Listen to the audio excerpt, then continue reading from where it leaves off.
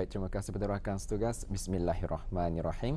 Assalamualaikum warahmatullahi wabarakatuh. Selamat pagi dan salam sejahtera kepada audio penonton. Alhamdulillah kita bersua dan mengongsikan informasi yang dimuatkan menerusi pertemuan kita pada pagi ini dari daerah Tutong. Dan audio ingin juga saya khabarkan yang saat ini keadaan cuaca di daerah Tutong mengalami turunan hujan, hujan sekali skala. Namun yang demikian masih kita ingin ingatkan kepada audio terutama pengguna jalan raya untuk sentiasa berhati-hati dan berwaspada selalu kerana kita pasti dengan berlakunya turunan hujan ini jalan raya dalam keadaan licin. Jadi pantaulah ya had kelajuan habis kita dan berhati-hati jalan raya, dan kami doakan agar audio akan selamat sampai ke destinasi yang dituju. Audio saya kongsikan satu info semasa terlebih dahulu yang mana pada malam ini masih lagi diteruskan acara pentas perayaan, dan pada malam ini adalah acara persembahan bercorak keagamaan yang akan diadakan di kawasan lapang berhadapan Hospital Pangeran Muda Mahkota Pangeran Muda Haji Al-Muhtadi Billah daerah Tutong, seperti biasa juga pada jam 8.30 malam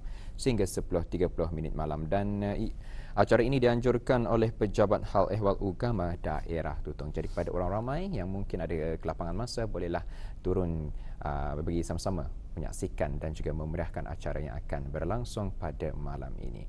Dan ada untuk seterusnya, mari kita saksikan pelebahan visual mengenai dengan stenografi teringkas.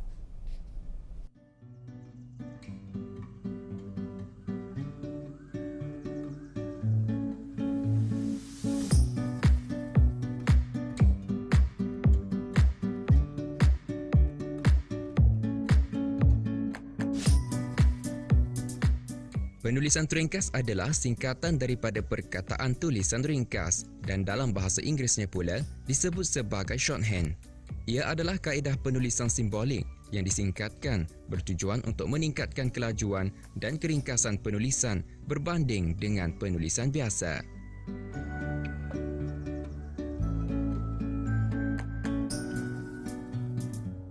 Di negara ini penggunaan simbolik teringkas adalah teringkas Greek, iaitu suatu proses menulis yang turut disebut sebagai stenografi, satu penulisan cepat yang menggunakan huruf abjad, tanda baca, simbol dan singkatan-singkatan yang bukan terdiri daripada suatu perkataan. Konsonannya terdiri daripada sama ada kelok cetek atau garis lurus, manakala vokal adalah gelung atau cangkok kecil. Di dalam penulisan teringkas, tulisan-tulisan tersebut dinamakan sebagai gurisan bagi melambangkan vokal bunyi atau konsonan yang terdiri daripada fonem dan abjad. Dalam tinjauan ini, saya berkesempatan untuk bersua bersama seorang yang mahir dalam penulisan teringkas. Baiklah, kalau kita ni melihat ya penulisan teringkasan ni bagi mereka yang tidak mahir ataupun tidak pernah melihatnya, mungkin agak tidak memahamilah sebenarnya apa penulisan teringkasan ni. Dan di sebelah kanan saya ini Babu Jamaliah merupakan salah seorang yang mahir dalam penulisan teringkas. Baiklah Babu, ingin kami mengetahui berapa lama ni Babu mengambil masa untuk mahir dalam penulisan teringkasan ni?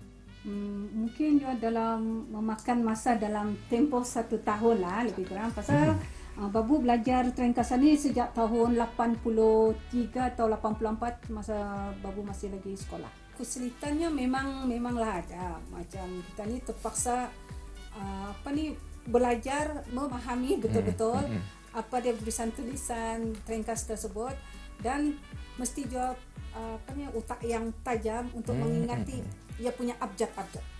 Itu dah yang lebih penting lah kalau bagi saya lah. Dari segi pendapat, ni pendapat Babu juga. Okay. Kalau sekarang ni kan orang zaman makin moden.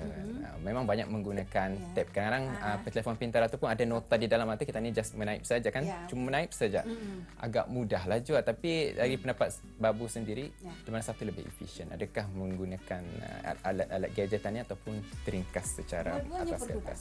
Ya, sebenarnya dua-dua berguna. Tetapi bagi Babu, teringkas lebih efisien lah bagi Babu. Pasal di mana saja kita berada, kita boleh menggunakannya. Sebagai contoh, kalaulah kita cuma menggunakan seperti mobile ataupun laptop, kita sekiranya kita kehabisan bateri ataupun low bat, kita tidak akan dapat membuat. Tetapi kalau teringkas, yang penting kita ada kertas, ada bolpen di tangan kita. Bila-bila masa kita boleh membuat. Pasal dia masih manual lah. Itulah.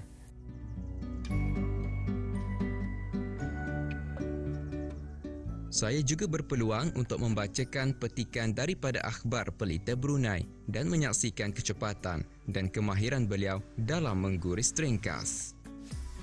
Saya anjurkan para ibu bapa dan para guru supaya terus menggalakkan anak-anak membaca Al-Quran. Jangan ada titik berhentinya di sini. Teruskan memeriahkan rumah-rumah kita dengan bacaan Al-Quran. Para bapa bawa anak-anak ke masjid pada hari Jumaat, latih dan suruhlah mereka membaca surah Al-Kahfi. Kerana fadilatnya sangat hebat, iaitu siapa yang membaca surah ini pada malam atau siang hari Jumaat, dosanya akan diampunkan sehingga ke hari Jumaat akan datang. Macam tu tak? Tapi kalau teringkas ya memang dah ada stop. Tani sendiri kadang yang tahu di mana. Tapi kadang kalau ada berhenti, artinya full stop tu. Tadi dah ada berhenti bah. Jangan dibaca terus tu, macam ada perlahan sikit. Kalau tu memang tu tu. Ya ada di mana kita ni stop. Kali. Tapi kita ni mau ni untuk perkataan tidak. Sama juga dengan bahagi. Itu ya? Ringkas sudah ya. Tapi kalau ejaan panjangnya dibahagi. Di cuma ni T cuma ni pendek. M ini M ya. M. Kalau N pendek sikit. Ini boleh kita ni buat ketiga ada. Ya. Kalau cuma ni M boleh kita jadikan alam. Alam pun boleh. Kalau alam maya tambah M bawah. Pasal ini stand for M sudah je ni.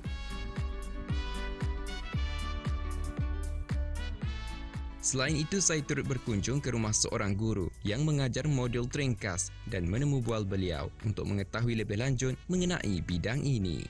Bismillahirrahmanirrahim. Assalamualaikum warahmatullahi wabarakatuh.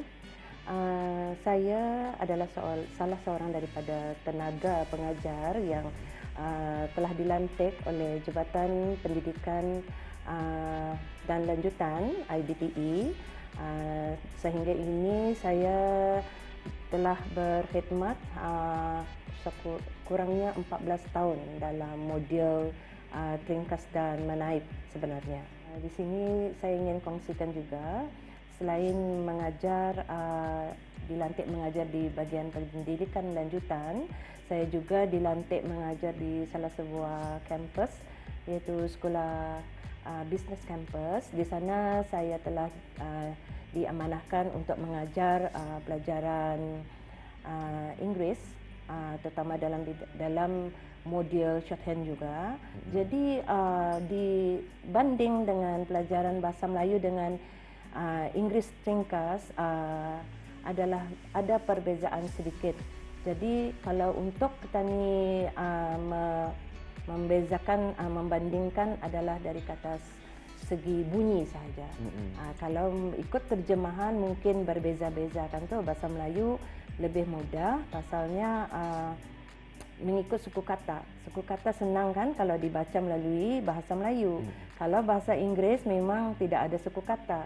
Cuma kata bunyi yang didengar akan kata ni guriskan. Artinya guris adalah bahasa teringkas. Artinya kata ni lukiskan kan tu. Jadi di sana kita ni akan membentuk satu-satu lukisan ataupun gurisan teringkasnya tersendiri.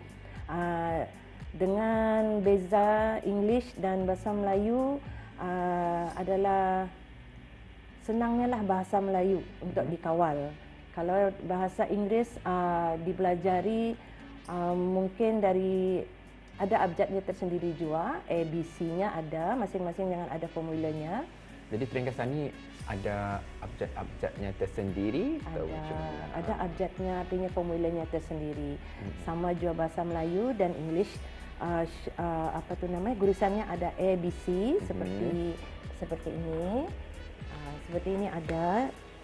Setiap pembelajaran pasti diawalkan dengan pembelajaran ABC-nya dahulu supaya akan dapat mengawal setiap huruf-huruf dengan membentuk satu-satu ayat dengan mendahulukan ABC-nya dulu.